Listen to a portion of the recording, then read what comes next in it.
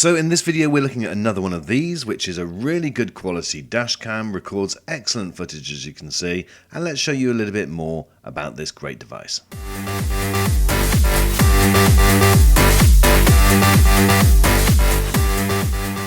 So my friends, this is the 70Mi Pro. It's a very good quality dash cam and I'll go into the specs in just a second. But one of the first things that you'll notice when you open this device up is the quality. Now, with a lot of dash cameras which are available at the moment, they do feel a little bit plasticky or a little bit cheap. And some of them are actually quite large and take up quite a lot of space, whether you're sticking it to your windscreen or your dash. But this is very neat, very sleek, and when I show you it fitted in a second, you'll agree, I'm sure, that it looks the business and just doesn't really stick out at all.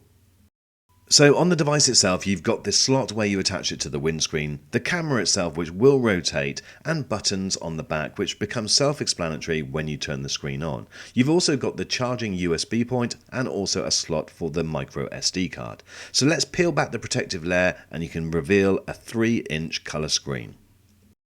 Now, one nice feature is the device comes with this attachment which you can stick directly to the windscreen, and that then just enables the device to slide on and slide off, so you don't actually have to leave it in your vehicle the whole time.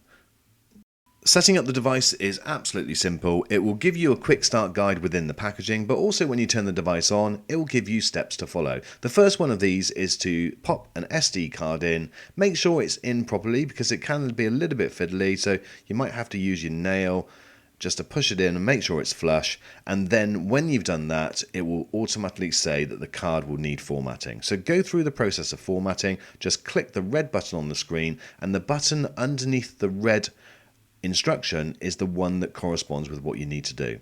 So it then comes up saying that you need to change the date and time, which obviously is very important if you're recording events as they happen. So just go in and follow those sections by pressing the settings key on the right, and then you can use the up and down arrows and the tick to accept and do all of those things very simply. One great thing with this device is it does come with an app, and so therefore you can turn it on your Wi-Fi hotspot and then you can download the app, and again the information of that comes within the packaging. So once you've got the app installed, it's very simple to follow. You literally just go to your settings and your Wi-Fi on your device, hook up to the Wi-Fi of the actual dashcam, and then you'll be able to go into the app and make lots of changes and see all of the different settings, which I'm going to come on to in just one second. So when you have actually connected it, you can choose to go in and see live what the camera sees, or here you can go in and download what it's recorded. You can also make lots of changes and settings. So my friends, I've got it installed in my vehicle and I really like the fact that it just doesn't stick out at all. In fact, you don't really even notice it. I'm obviously zoomed right in.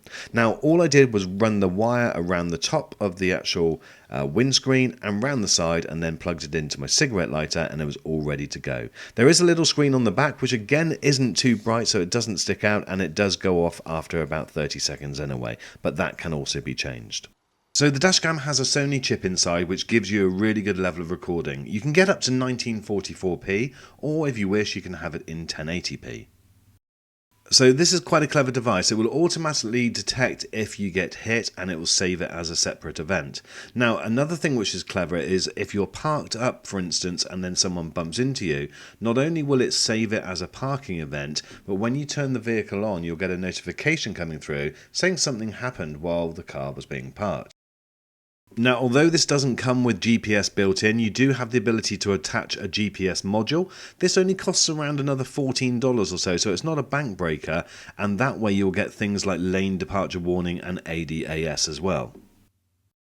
Okay, let's have a look at this application now. Now here is where you can make lots of changes, look at all the different settings, but also look at what you've actually recorded. So first of all, you can go in and have a look at photographs if you want to. So if you have taken any photographs, you can quickly select those, and down the bottom there you can see that you can either download them or you can delete them. Now with videos, they're split into 3 different sections. You've got normal, and this is where automatically, without you having to do anything, as soon as you turn the device on or start the engine, it will automatically record 1-minute intervals, and it will log those, and it will automatically do that until the memory card is full. When the memory card is full, it will automatically overwrite. Now, if an event happens like a collision, or you brake hard, or you've selected to record an emergency recording, which I'll show you how to do that in a second, it will be saved in events. And likewise, if the camera detects something that has happened while the vehicle is parked, then if you've got that turned on, then that video will save in parking. So you can actually hopefully sort these out and find the information that you need very, very quickly. Now, the application itself has got loads of different settings. You can go in and really have a play with these, and it's very, very straightforward. You can change things like the screen time that the actual dashcam is on for, and you can also do things like voice control, set collision sensitivity, and also look at different recording resolutions with the video, and also even video coding. So there's lots of things that you can do, and you can really have a play with that, depending on what you want.